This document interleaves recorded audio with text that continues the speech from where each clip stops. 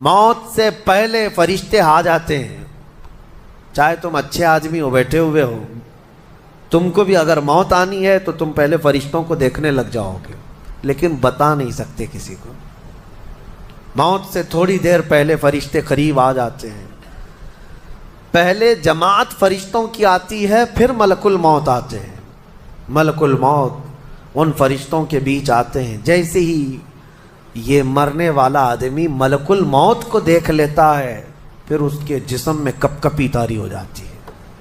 اور ایسی کپ کپی طاری ہوتی ہے کہ کبھی پیشاب نکل جاتا ہے، کبھی پخانہ نکل جاتا ہے. اکثر دیکھنا مرنے والوں کی نجاست نکل جاتی ہے.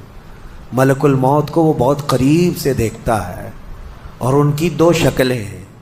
ایک بہت بھیانک شکل ہے، اس کو دیکھنا ہی عذاب ہے، اور ایک بہت خوبصورت شکل ہے، ان کو دیکھنا ہی رحمت ہے. وہ نیک بندوں کی روح نکالنے کے لیے جب جاتے ہیں تو خوبصورت شکل میں جاتے ہیں، اور جب گنہگاروں کی روح نکالنے جاتے ہیں تو بھیانک شکل میں جاتے ہیں. اور ان کو دیکھتے ہی مرنے والے کا جسم پیلا پڑ جاتا ہے، پیشانی اکھڑ جاتی، آنکھیں پھٹی رہ جاتی، اور پھر خرخرا آنے لگ جاتا ہے، یعنی خر کی آواز تیز ہو جاتی ہے.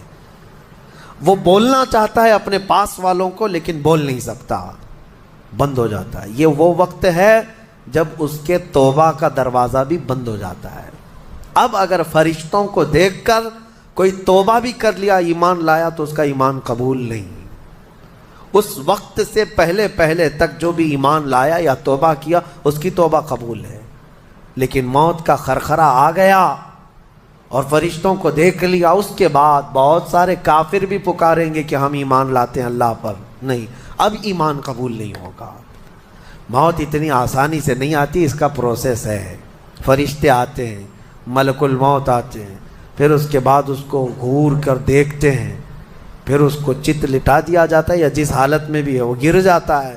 کھڑا ہے تو گرتا ہے، بیٹھا ہے تو گرتا ہے، موت آنے سے پہلے لڑک جاتا ہے. یہ ضروری بھی نہیں ہے کہ آج میں اپنے آپ کو سنبھال کر بیٹھا ہوں. اگر میری موت آنی ہے، اسی کرسی سے گر جاؤں، اسی جگہ سے ہم گر جائیں. اور اس کے بعد ملک الموت روح کھینچنا شروع کرتے ہیں. پیروں کے ناخنوں سے لے کر، ہاتھوں کے ناخنوں سے لے کر، اس کے جسم کے ہر حصے سے لے کر ناک تک کھینچتے ہوئے لاتے ہیں. اور اس کے بعد جب پوری روح